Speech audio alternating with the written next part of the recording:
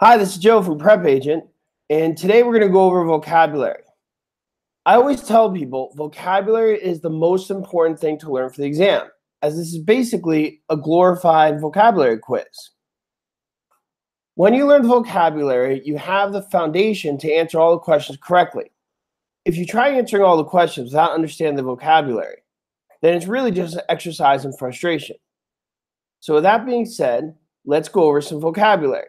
Now, there's different ways to go over the vocabulary. We're going to do vocabulary questions today, but I also recommend you use our vocabulary flashcards, which are great on mobile phones and things of that nature, and also our vocabulary worksheet. If you could fill that out without any help, then you're pretty much good to go. So without further ado, let's begin.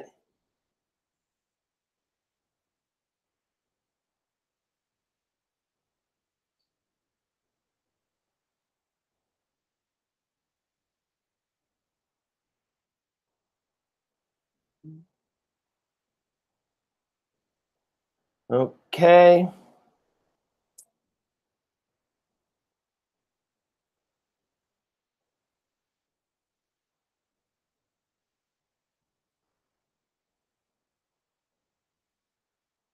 Okay, first question of the day.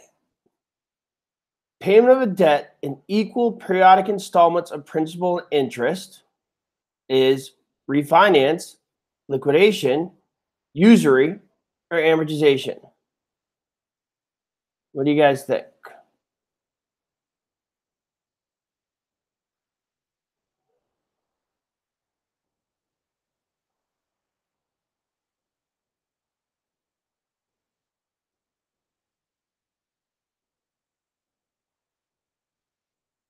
And the answer is amortization.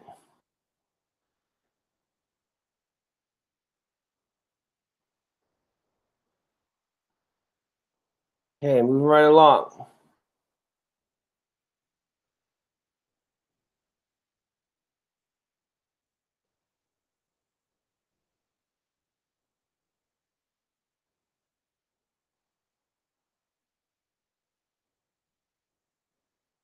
Those things which enhance the enjoyment and therefore the value of real estate but are not necessary for its intended use, examples of scenic views, swimming pool, etc., puffing, amenities, plottage, or turnkey.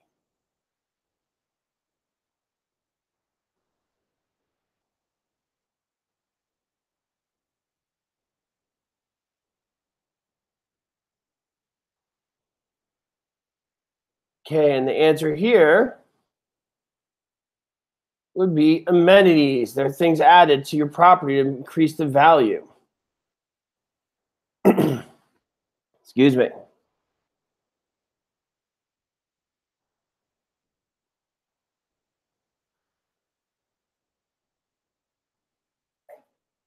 An opinion not made as a representation of fact, but intended to enhance the value of the property is reversion, amending, progression, or puffing.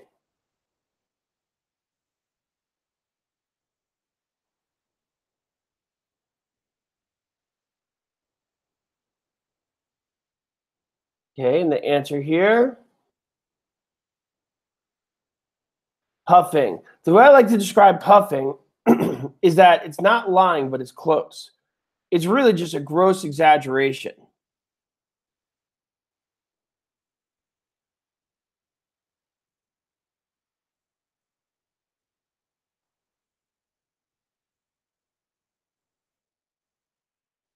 Any party in which one party, an agent, acts for and represents another principal under that authority of the latter is novation, beneficiary, agency, or tenancy.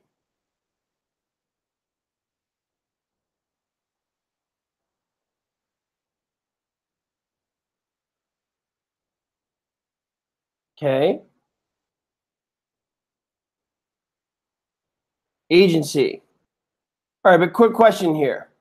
If you had to describe novation in as few words as possible, what would you use? So you guys write in that chat window. I'd like you to write down, if you had to describe what the word novation means in as few words as possible, what would you use? Excellent. I see new there. Good. Novation is Latin for new. All right, you see the word tendency down here. Who could tell me any difference between a joint tendency and a tendency in common? Joint tendency and tendency in common. Can any of you guys tell me the difference between a joint tendency and tendency in common?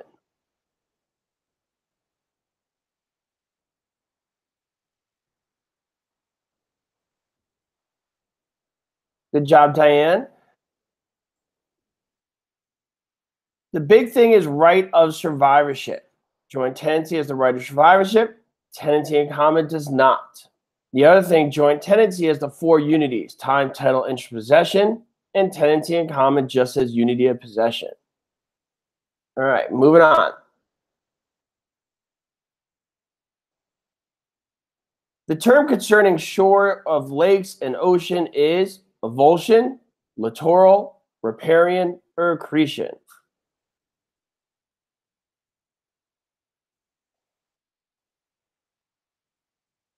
Let's see what you guys think here. And the answer is littoral. Remember, riparian river, littoral lake, littoral lake.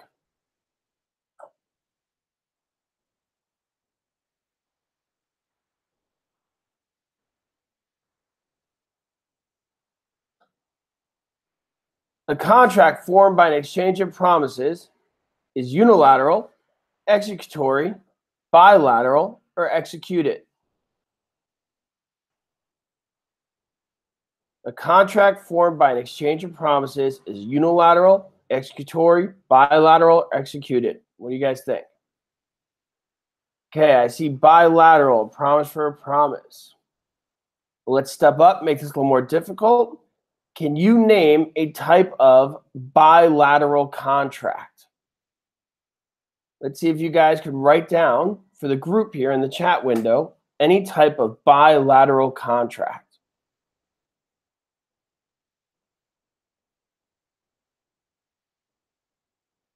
Can you write down any type of bilateral contract?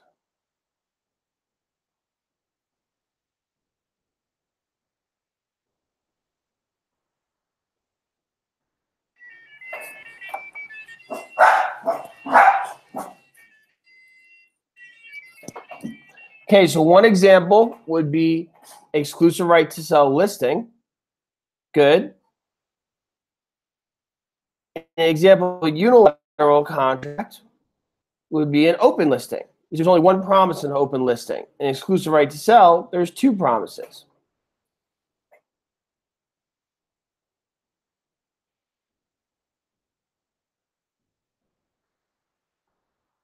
An instrument by which one transferred personal property. So listing contract, a bill of sale, a grant deed, or a trust deed.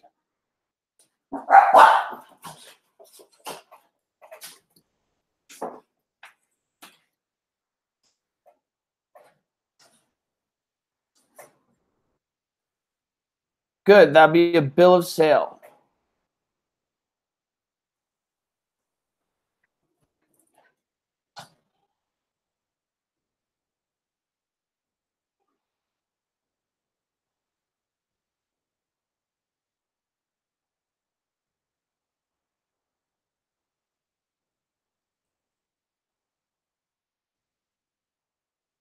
A term popular in urban renewal referring to a rundown area, obsolescence, avulsion, regression, or blighted area.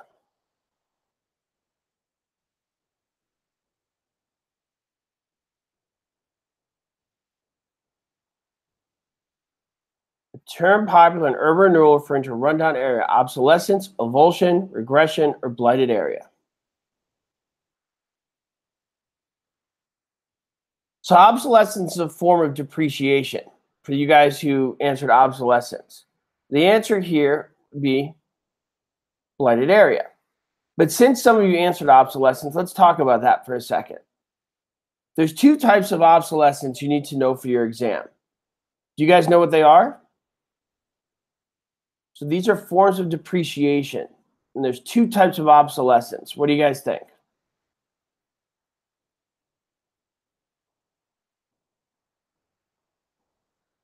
So what you have economic obsolescence and functional obsolescence. Economic obsolescence and functional obsolescence.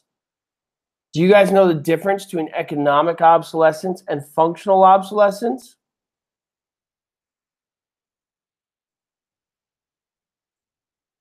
Okay, so the big difference between economic obsolescence and functional obsolescence, economic obsolescence happens outside the property lines. And functional obsolescence has to do with poor design within the property. Okay, so nice job, Deborah and Steven, Marco, Natasha. Oh, all of you guys seem to get this one right. Nice job.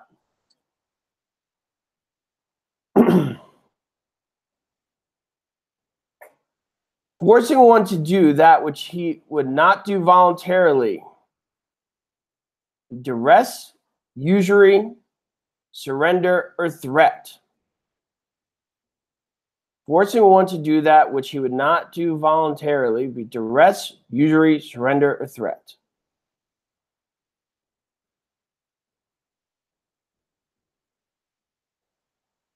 And the answer is duress. When you are under duress, would that make the contract void or voidable? What do you guys think? When you're under duress, would that make the contract void or voidable?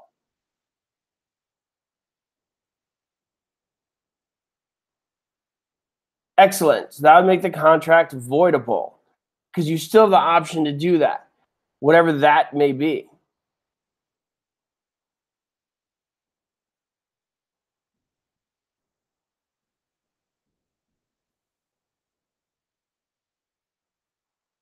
Okay, the right to use the land for another for a specific purpose, such as a right of way for utilities, would be an estate, easement, escheat, or injunction.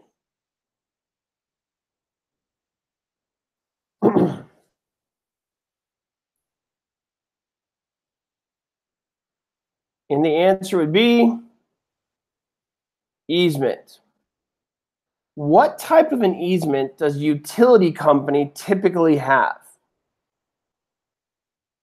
So if you know the answer, write it in. What type of easement does a utility company typically have?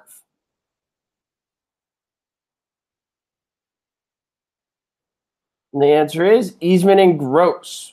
Good. So they typically have an easement in gross. An easement in gross is unique because there's no dominant tenement. There's just a property being crossed. They're not trying to get to another property.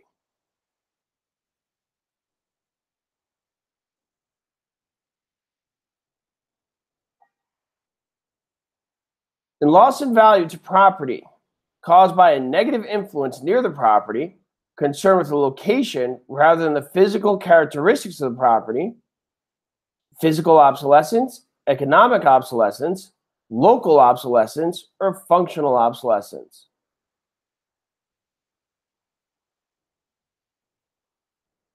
What do you guys think? We went over this before. This is economic obsolescence, foreign depreciation that happens outside the property lines.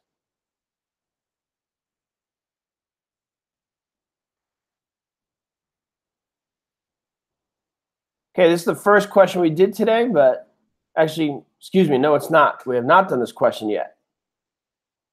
A method of obtaining ownership rights by the open, notorious, exclusive, and hostile possession of private real property for a statutory period which varies from state to state from 5 to 30 years. Accession, adverse possession, prescription, or accretion.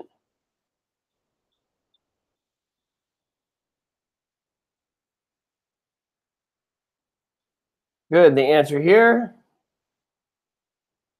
adverse possession. I hope you guys are seeing the value of doing this section before you do the questions on the other parts of our program. Because understanding these basic words is the stepping stone to understanding those bigger, longer word problems. It's all a process. Don't just jump right to the hardest part without doing the baby steps to get there so you're ready. It's like I said before, if you jump those hard ones, chances are all you're going to do is just start memorizing the questions after a little while.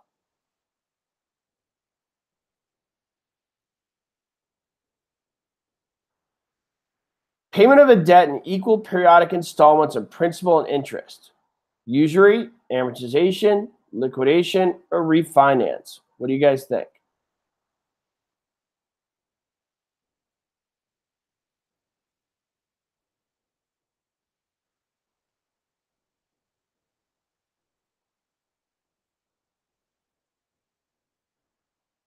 And it's amortization. Good. What is usury? What do you guys think usury is?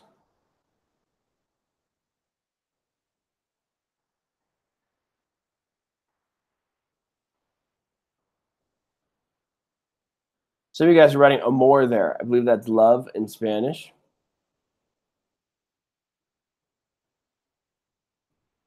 Yeah, so usury would be illegal interest, charging a larger interest rate than it's allowed by law. Loan sharking would be another word. Nice job, Bambi.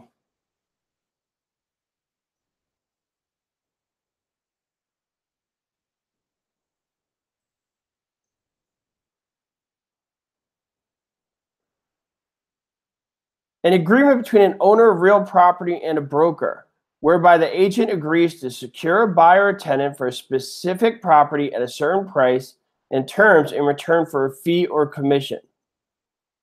Waiver, listing, agency, or sales contract. What do you guys think?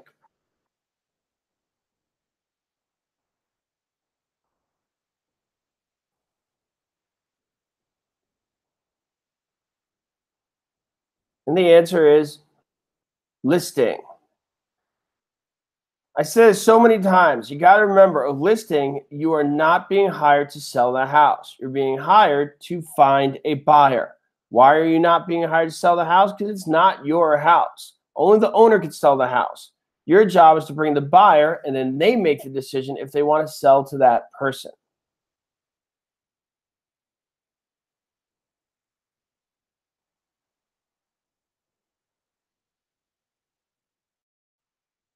Age of a structure as estimated by its condition. Effective age, economic age, actual age, useful age. What do you guys think? Age of a structure as estimated by its condition. Effective age, economic age, actual age, or useful age.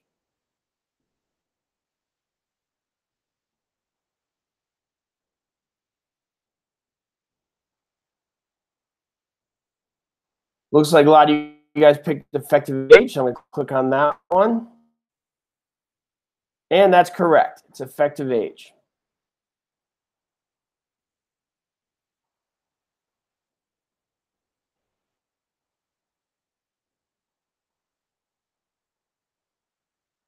One who, for a fee, brings together a borrower and lender and handles the necessary applications for the borrower to obtain a loan against real property by giving a mortgage or deed of trust as security. Mortgage broker, lender, beneficiary, or trustor.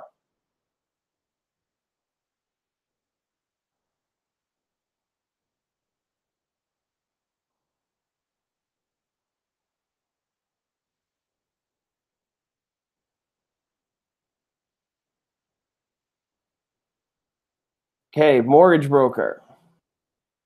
Good.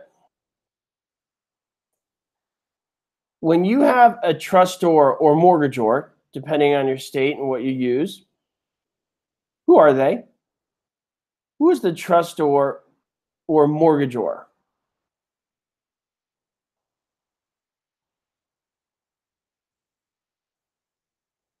So what do you guys think?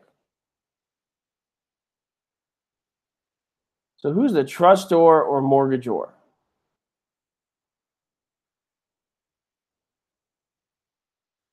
So they are the borrower. It's not always the buyer because you don't need to buy a house in order to get a loan. Remember, you can always refinance. So a lot of people get confused on this because they say trustor is OR, that's a giveor. but aren't they receiving money? So the mortgagor is receiving money. Why is the OR? The reason it's the OR is because they have to give that promissory note. Okay, that's why it's an OR. Before you receive money, you got to give that promissory note. You got to give the evidence of the debt that you'll pay somebody back. So it starts with that. Before you receive money, you got to give something to the bank to show that you're a good borrower. Okay, so the trustor and the mortgagor, it's OR, they're the giver and they're the borrower.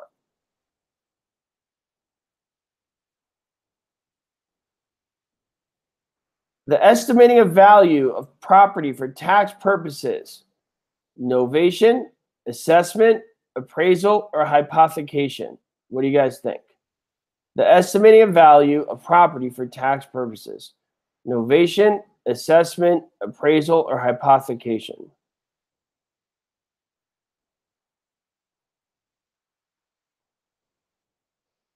And the answer is assessment. Assessors make assessments of the value of the property for tax purposes. Okay, so it's much like the appraiser except specific to taxes. Appraisers do it for individual people who want to get loans or want to buy property or sell property.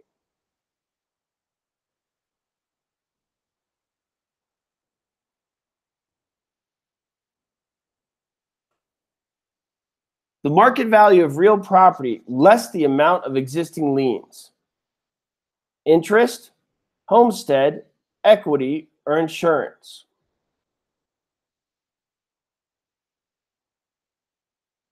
So what do you guys think? The market value of real property less the amount of existing liens. Interest, homestead, equity, or insurance. And the answer is equity. And this leads me to a question. What's the difference between legal title and equitable title? So what do you guys think is the difference between legal title and equitable title?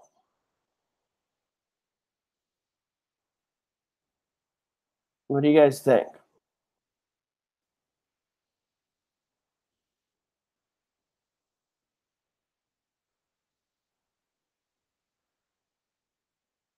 So legal title represents the right to sell. Equitable title is the right to use and possess and gain equity, hence equitable title. Okay?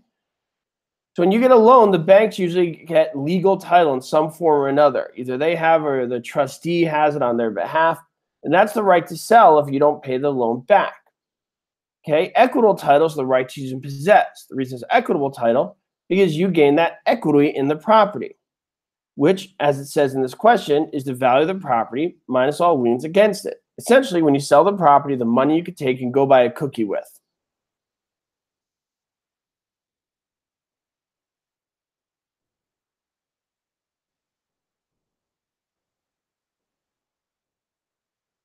An illegal method of obtaining a house at below fair market value by telling the inhabitants that people of different race or religion are moving into the area will cause the property values to fall. Is this redlining, duress, blockbusting, or soliciting?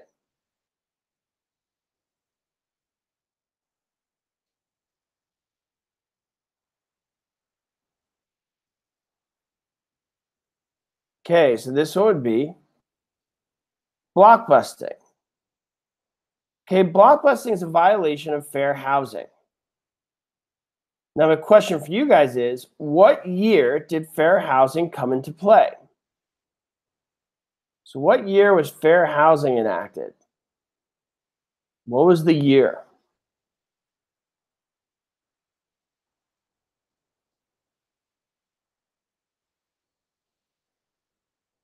Good, 1968. Okay, it was 1 week after the assassination of Martin Luther King in April of 1968 that fair housing was enacted. Super important for your American history and for the exam. 1968.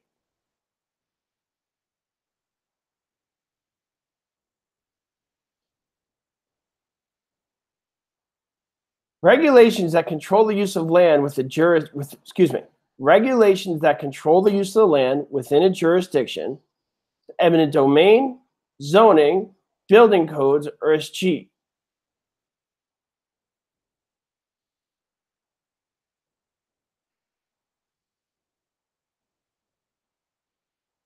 Okay, a lot of you are putting zoning there, so let's click that. Okay, zoning is a type of police power. All right. A police power is one of the four government powers.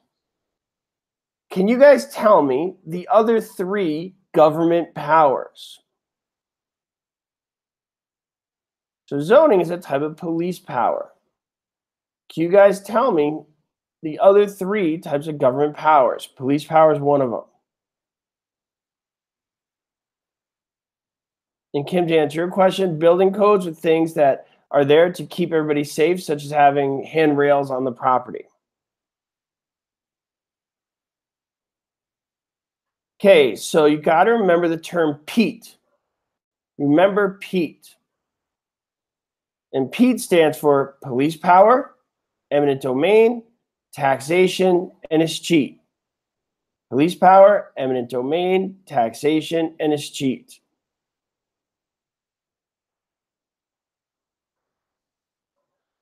An ad which does not identify the broker would be a negative ad, private ad, ghost ad, or blind ad.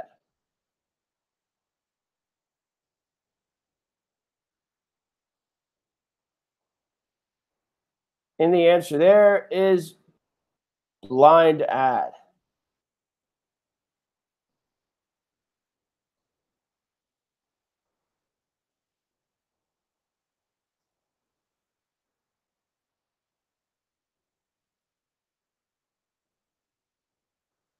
A legally enforceable right to make use of all or part of the property of another as a result of continuous and uninterrupted use of the property for a period of time as established by statute.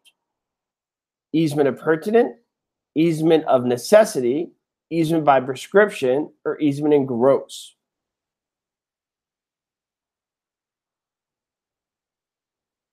What do you guys think there? And the answer is easement by prescription.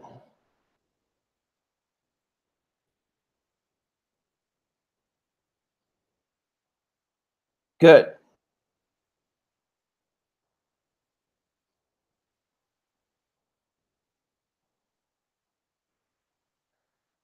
The legal document transferring some type of property, a waiver, title, deed, or will. A legal document transferring some type of property, a waiver, title, deed, or will.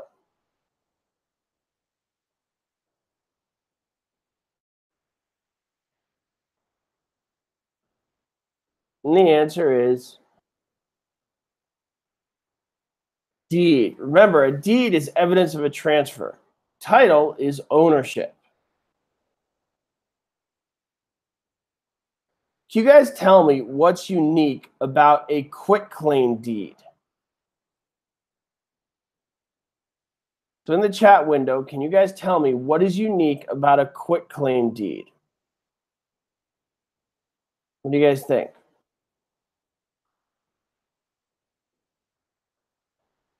So the technical way they say it is a quitclaim deed has no expressed or implied warranties. You're just signing it over to somebody, okay?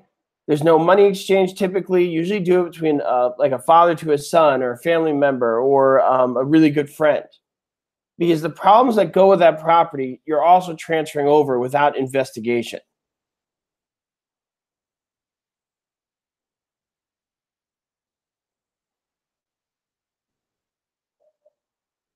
Title which is not absolute, but possibly may be annulled or voided at a later date. Fee simple non-absolute title, less than freehold title, fee simple defeasible, or fee simple absolute title.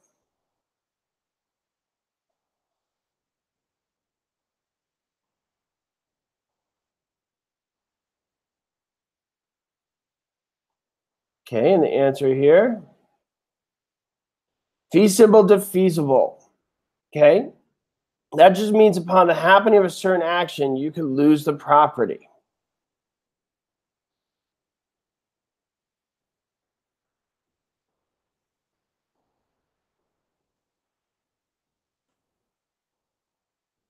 A legal term which means the cause resulting in accomplishing a goal used in determining whether a broker is entitled to a commission. Refinancing, situs, procuring cause, or turnkey.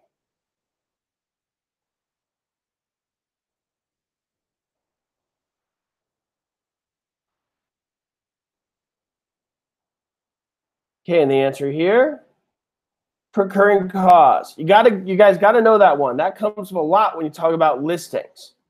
So my question to you is, in which type of listing do you not need to prove that you are the procuring cause of the buyer?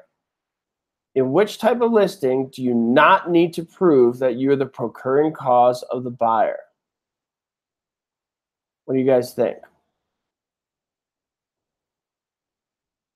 And the answer is exclusive right to sell listing. Good. Because it doesn't matter who brought the buyer, you get paid no matter what. Good job.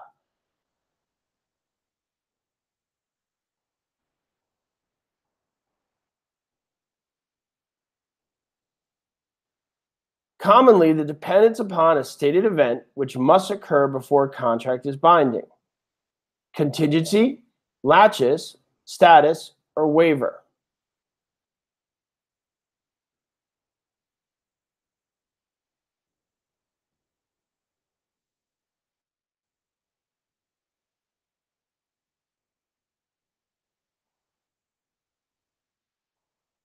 And the answer is contingency.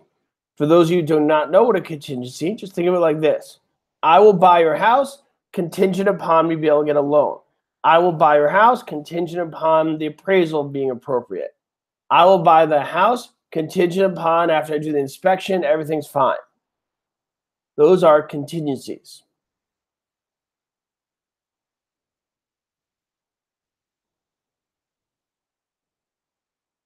An increase in value to real property due to the positive changes or the elimination of negative elements. Appreciation, progression, regression, or depreciation. So what do you guys think?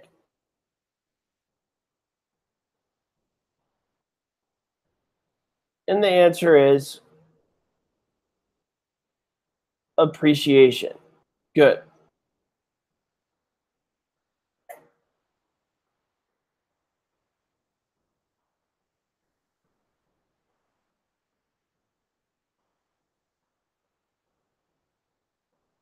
A listing or an agreement protecting the listing broker's commission against the sale of the property by another agent, but not against the sale by the principal. Exclusive agency listing, net listing, exclusive right to sell listing, or an open listing.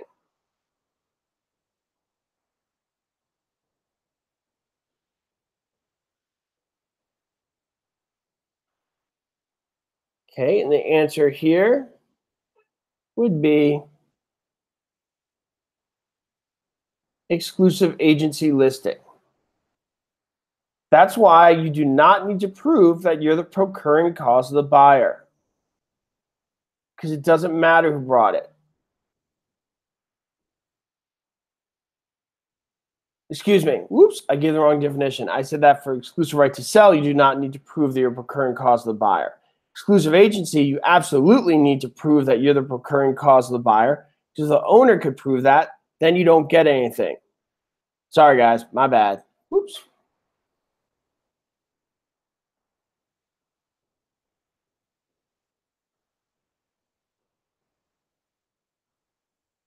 One who estimates value of property for tax purposes.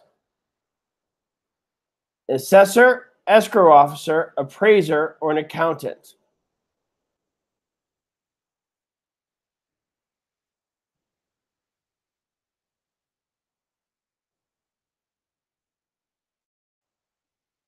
And the answer is assessor.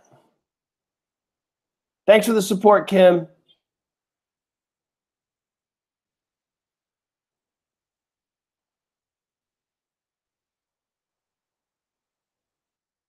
Okay, it looks like we got 1, 2, 3, 4, 5 more questions.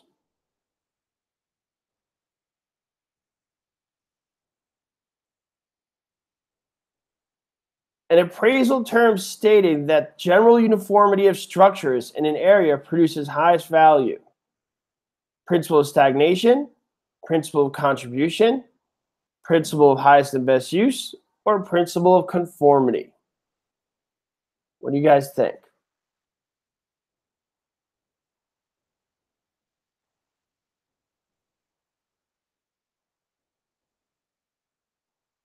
And the answer would be principle of conformity.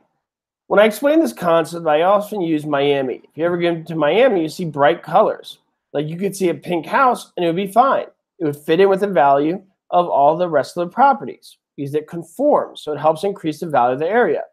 Where if you put a pink house in Boise, Ohio, Idaho, it would not work because it would stand out and it would bring down the value because it doesn't conform to the design of the community.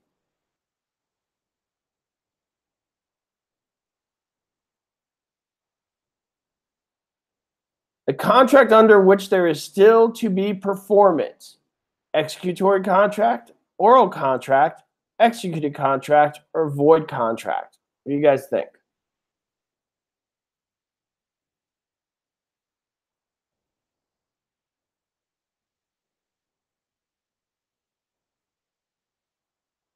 Executory, and when it's fully completed, it would be a fully executed contract.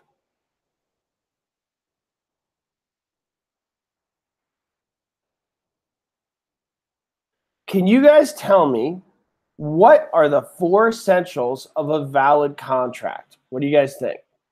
What are the 4 essentials of a valid contract?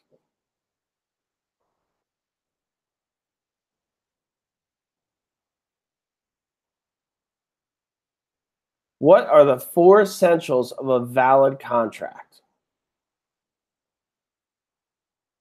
Must be legal, must have consideration. What else? You have to have lawful object, consideration, mutual consent, and capable parties. Good job. And just so everybody knows, agreement, meeting their minds, and mutual consent are all the same thing.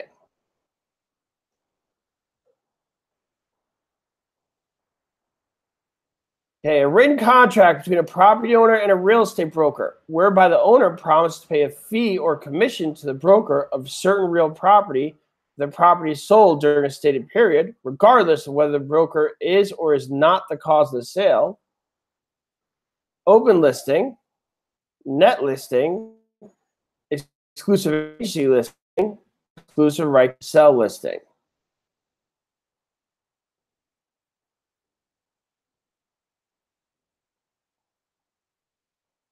So we went over this a few times today already, so I hope everybody gets this right. And the answer is exclusive right to sell listing. Good. And just so you know, that's the one you're normally going to want to sign when you're practicing real estate.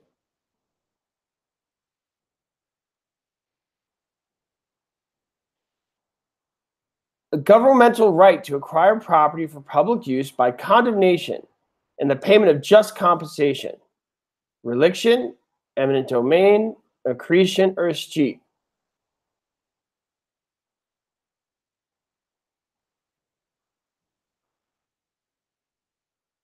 And the answer is eminent domain. And I asked you guys this question before, and I'll ask you again. What are the 4 government powers?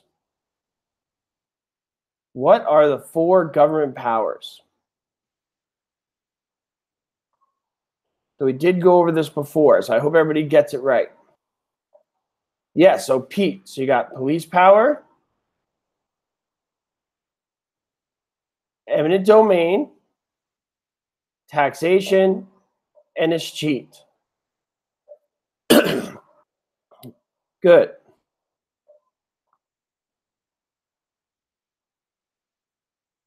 The last question of the day, title which is not absolute, but possibly may be annulled or voided at a later date. fee simple defeasible, fee simple non-absolute title, less than freehold estate, or fee simple absolute title.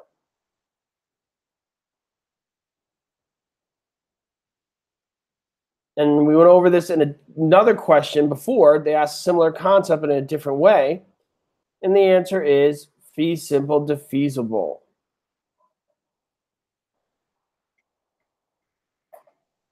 All right, guys, so that's that for today.